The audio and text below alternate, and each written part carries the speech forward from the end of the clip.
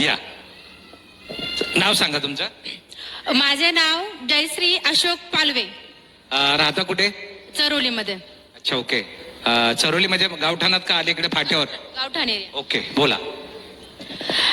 आजच्या कार्यक्रमाचे अध्यक्ष माननीय श्री पूजाताई आणि इथे जमलेले प्रमुख पाहुणे, मी म्हणणार नाही, फक्त एक जणाचं नाव घेणार नाही, कारण इथं जमलेल्या माझ्या असंख्य महिला भगिनी ह्या आजच्या कार्यक्रमाच्या प्रमुख पाहुणे आहेत.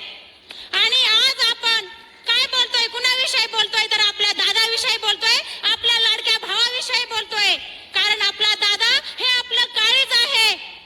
म्हणूनच मला म्हणावं असे वाटते, आदिलशाही निजामशाहीने खचलेल्या, पिचलेल्या, रंजलेल्या, गांजलेल्या लोकांसाठी स्वराज्याचे स्वप्न पाहिले. त्या राजमाता जिजाऊ आपल्या आईने पाहिलेले स्वराज्याचे स्वप्न साकार करण्यासाठी या मातृभूमीला रक्ताचा अभिषेक घातला.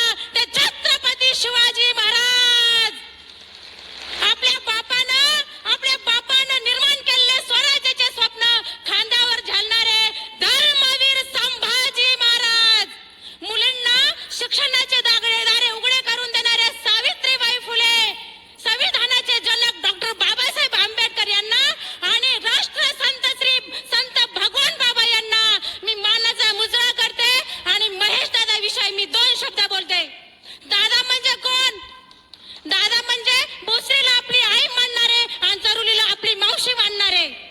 चरोली ही माझी मावशी आहे आणि भोसरी ही माझी आई आहे. या दोन्ही गावावर समान प्रेम करणारे म्हणजे माझे दादा.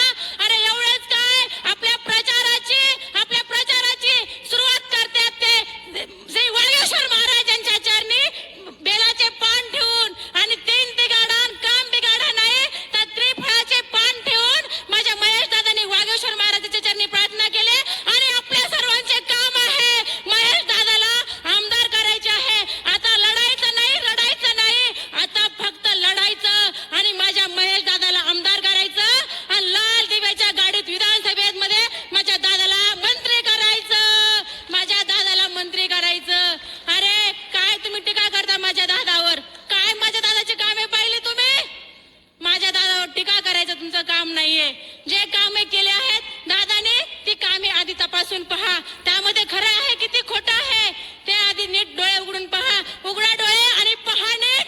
दादाची कामे, रस्त्याची कामे केली, कचरा डेपोचा प्रश्न सोडवला, आयटी पार्क आले आणि चरोलीमध्ये गोरगरिबांना घरकुल निर्माण करून दिले माझ्या दादाने. आताच माझ्या एका माता भगिनीने सांगितले त्यांच्या घरची परिस्थिती कशी होती आणि दादाने त्यांना घरे निर्माण करून दिले. तसेच त्यांचा टॅक्सही माफ केला. काय गुणगान गावे माझ्या दादाचे आणि माझ्या वहिनीचे. एवढे सर्वसामान्य कुटुंबातून 2002 साली ते काहीच नव्हते. असेच मगाशी कार्तिक दादांनी सांगितले, हिम्मत लागते एवढं विश्व निर्माण करायला. आणि ते निर्माण करण्यासाठी आपण त्यांच्या बाहूमध्ये बळ द्यावावे असे मला वाटते. दादाने 10 वर्ष वचनपूर्तीची पूर्तता केली आहे.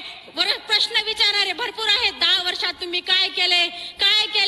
ह्या वर्षी आम्हाला हॅट्रिक करायची आहे. ती आमच्या कामामुळे करायची आहे. आम्ही केलेल्या गुणामुळे करायची आहे. अरे 12 वाजता माता भगिनी पिंपरी चिंचवड मध्ये, भोसरी मध्ये, मुशी मध्ये, या सर्व भोसरी विधानसभा मध्ये फिरू शकते. ह्याचं एकच कारण आहे, माझा दादा, माझा महेश दादा माझ्या पाठीशी आहे. आणि मला इथे बोलण्याचे बळ माझ्या दादामुळे मिळत आहे. म्हणूनच मला वाटते, म्हणूनच मी म्हणले, जिजाऊने जसे स्वप्न पाहिले तसेच माझ्या आई साहेबांनी स्वप्न पाहिली माझ्या दादाला आमदार करायची. आणि आता आपण स्वप्न पाहणार आहोत दादाला मंत्री करायची. आणि त्या मातेला आपण श्रद्धांजली अर्पण करणार आहोत की आई, आम्ही तुझ्या लेकी आहोत. आम्ही दादाला मंत्री केले आहे. वहिनी, जशी एखाद्या पुरुषाच्या मागे भक्कम स्त्री उभा असते तशा माझ्या पूजा वहिनी दादाच्या पाठीमागे असतात. मुशीमध्ये असेल, भोसरीमध्ये असेल, चरोलीमध्ये असेल, कुठल्याही काय कार्यक्रमाला वहिनी येतात तेव्हा वहिनी एकदम सर्वसाधारण महिलांसारख्या असतात. वहिनी कधीही म्हणत नाही मी मोठ्या घरातली, मी आमदाराची बायको आहे. बिलकुल नाही. ते आमच्या सोबत बसतात, लहान मुलांच्या हातात हात देतात, आमच्या पंक्तीला जेवतात. एवढा मोठापणा कुणाचा आहे? कुणाचाही नाही, माझ्या वहिनीचा आहे आणि माझ्या दादा वाटते आपकी बार मोदी सरकार, आपकी बार दादा आमदार, आपकी बार दादा आमदार. अरे येणार येणार येणार कोण? माझ्या दादाशिवाय आहेच कोण? माझ्या दादाशिवाय आहेच कोण? म्हणून म्हणते बोला फक्त एकच दादा, महेश दादा, एकच वादा, महेश दादा, आपकी बार मोदी दादा सरकार. आमदार, दादा आमदार. मोदी तर येणारच आहे पण माझा दादा पण येणार आहे. थँक्यू. येवनान चटाच्या खाली रगडले गेलेले मराठी अस्मितेचा ज्वालामुखी छत्रपतींना मानाचा मुद्रा करून सांगतो, जर दादांबद्दल ह्या वहिनींच्या आसपास कोणी बोलला तर ह्या वहिनी त्याला एरंडाच्या भोकाने हाणल्याशिवाय राहणार नाही. ही आज मी या ठिकाणी ग्वाही देतो आणि त्यांना या ठिकाणी सन्मानित करतो. आणि अंतकरणातून बोललेले ते विचार या ठिकाणी तुम्हाला पटले असतील तर बोला एकच वादा,